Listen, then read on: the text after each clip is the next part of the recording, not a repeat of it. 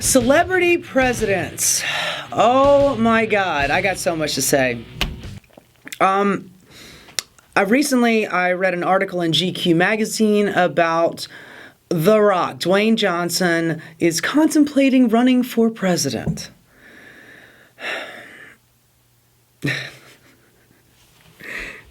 You know, we could laugh about this all day long. Like, oh my God, it's out of the ordinary. Who would ever, nobody would ever vote for him. We voted for Donald Trump. He's our president. A reality star idiot. With a golden, no, what are those things called? A Maltese on top of his head. That guy. That stupid, idiotic celebrity. We voted for him. Let's not forget Ronald Reagan, Mr. B-rate actor himself.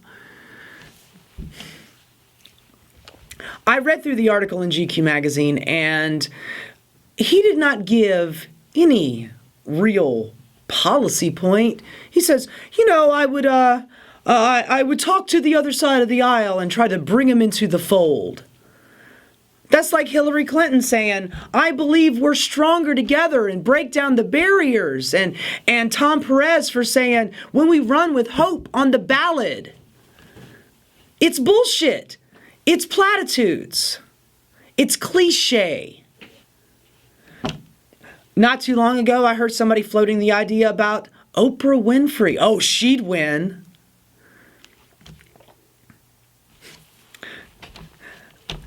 You listen to Republicans and they say, oh, they hate celebrities and, oh, that's why America hates Hollywood. No, America does not hate Hollywood. America loves Hollywood. Every blockbuster movie that they beat each other up to go see, they pay their $15, and not to mention the popcorn and the ridiculous sodas and that asshole that ate the goddamn nachos next to me the last time I was at the theater. And you know who you are, you little bastard. I still smell like nacho. America loves celebrities, and so do the Republicans if they are on their side.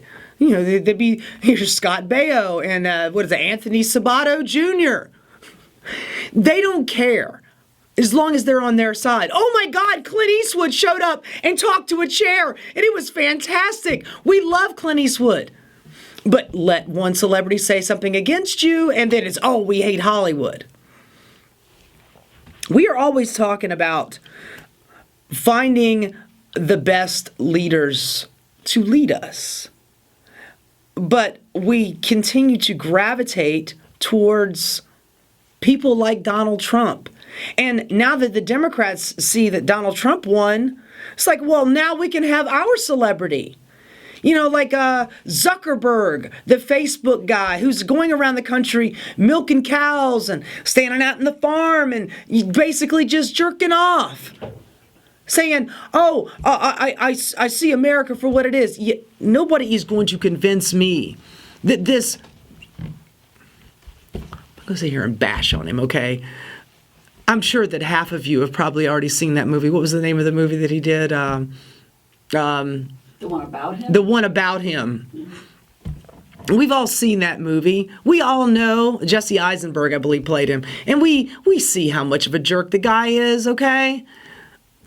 Maybe he went out to the country, saw a couple poor people, and is like, oh, I want to fix this stuff. But how? We're going to bring them together, and we're going to talk about it, and we're going to fix things, and we're going to make, we're going to break down the barriers, and let's just jump on that bandwagon.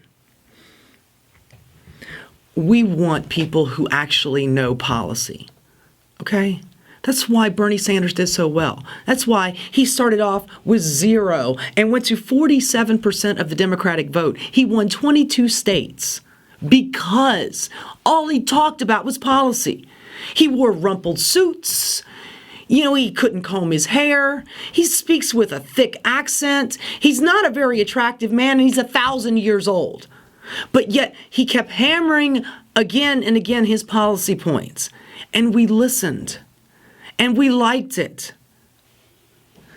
That is the kind of leadership we need. That somebody that actually has things on his agenda that he wants to accomplish, not just talking points and little blurbs that you can put on a poster and say, The Rock for president, because he's going to be tough on the aisle, whatever.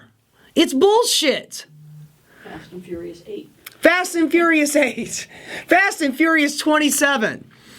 The Rock takes on the house and wins. I mean, have you seen his guns? Jesus.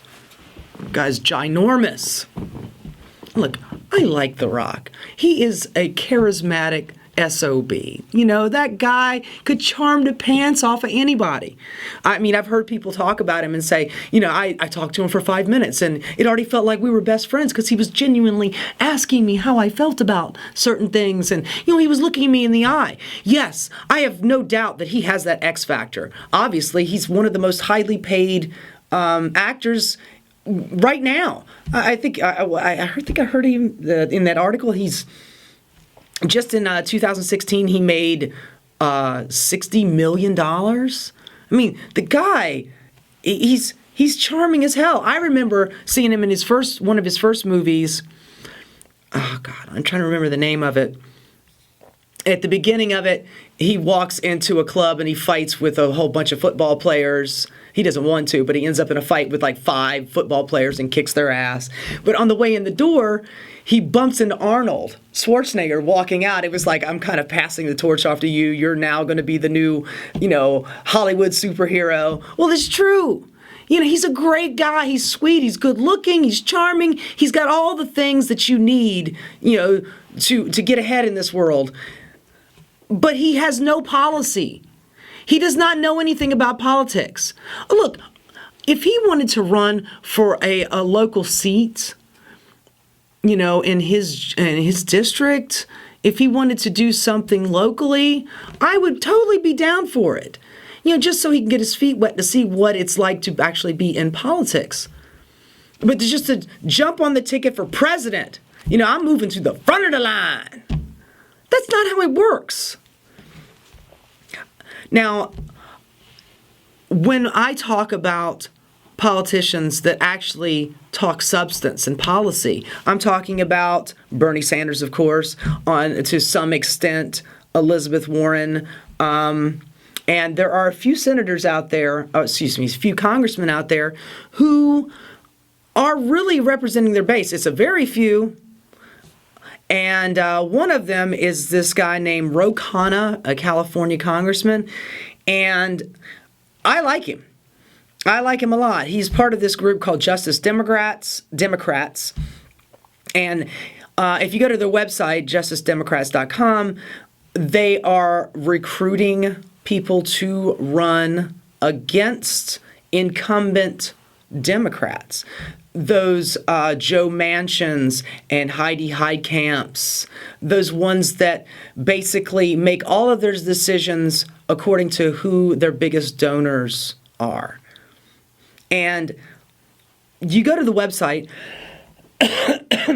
excuse me, you go to the website and you see that they have like 20, 25 different policy points of things that they want.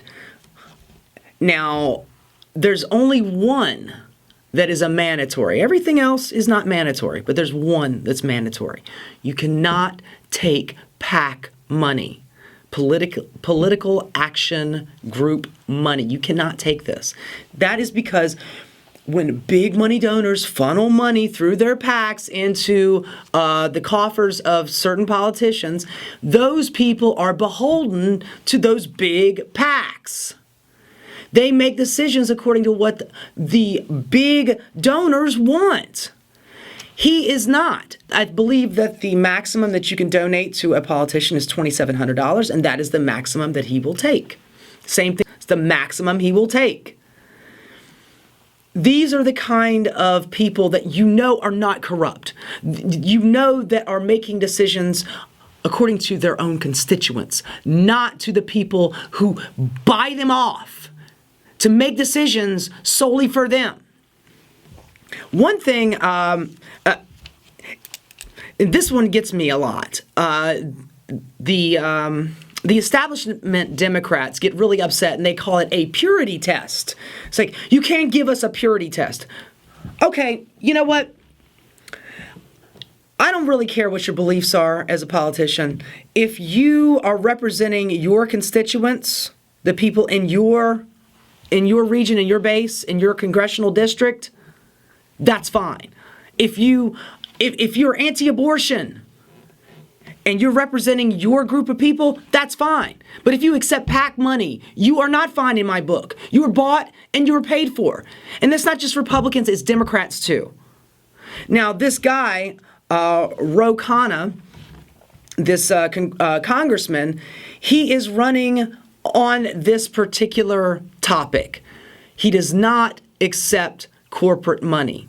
And he is encouraging Justice Democrats to run more people who are just taking money from their constituents and not from these political action groups. They're getting pissed off at Roe about this. They're getting angry because how can you attack your base of Democrats? And he says, well, if you're not securing your seat, and you're not securing your beliefs that money is free speech and that you can accept any amount of money that you want from any large corporation or entity who wants you to make decisions on their topics and not on your constituents, you are not passing my purity test, I'll tell you that. If I had one purity test, that would be it. You can make any decision you want as long as you're following your constituents, but you cannot take corporate money. Now, Roe, he put out a list of things that he stands for, and it's all the things that the progressives stand for. Affordable college education. I mean, we're already funding K through 12. Why not make it K through 16 or K through 14 if you wanted to do a trade school or something like that? State-run school. You know, you don't get to go to Yale or Harvard, but you get a state school that funds your education. Now, and every time I have to say this, it's not free. It comes out of your tax dollars. So you're paying for it. It comes out of your paycheck. And it goes directly to that. So it's not free, but they always say free college. Same thing with the health care, Medicare for all. You know, stopping the wars abroad, bringing that money back here, working on our infrastructure, getting clean water to Flint, Michigan, and all the other 3,000 cities around the country who have an abundance of lead in their water. These are things that are infrastructure fix that we need right here, right now. Dropping bombs in Afghanistan, Syria, Iraq, they're not cutting the mustard. They're not doing a goddamn thing for us. Now, out of all of the things that he stands for, which are generally just basic progressive ideas that I wholeheartedly agree with, one of the things, and I didn't know he was doing this, it's Bruce Ackerman's bill on democracy dollars. I've just read about it, and it's fascinating. You give every voting person in the country $100, and they can donate it to whoever they see fit. You know, if you want $10 to go to your congressman and $15 to go to the senator you like, or the state senator you like, or to specifically the president, that's what you spend your money on. You get $100. I don't think they're going to send you a check. Here's $100 and you just spend it how you see fit. No. It is specifically allocated for this, for political elections. But it would take all of the other bullshit out of the equation. All of the money that congressmen and senators need to collect constantly, ad nauseum, so they can continue to run for office. It would take that out of the equation. It would take the big money donors out of the equation. You could donate the amount of money that you want out of your $100 allocation to whoever you feel best represents you. It would take all the big PAC money away. This is the biggest problem that we have in the country right now, other than climate change, which, wow, how bad it is. But None of that is going to get fixed until we get money out of our political system. It is legalized bribery. We want our politicians to be free from being bought and paid for, and we want them to be policy wonks. I want my representative to be a nerd on these things. I want him to be able to rattle off. What do you stand for? I stand for free college. I stand for a living wage. I want it tied to inflation. I want to end the wars. I want to build some infrastructure. I want Medicare for all. You should be able to rattle that shit right off. Know exactly what you want. And not talk to me in cliches and platitudes. I don't want Oprah as my president. I do not want The Rock or Zuckerberg or any other celebrity. I don't care how sweet and nice they are. Tom Hanks is a fantastic actor, but he doesn't know shit about the political system. So I don't want him as my president. And I don't think you do either. Hey, this is Antoinette from Transistor Rodeo. If you like what you saw here, please subscribe for more videos and content, and you can follow me on Twitter at Transistor Rodeo.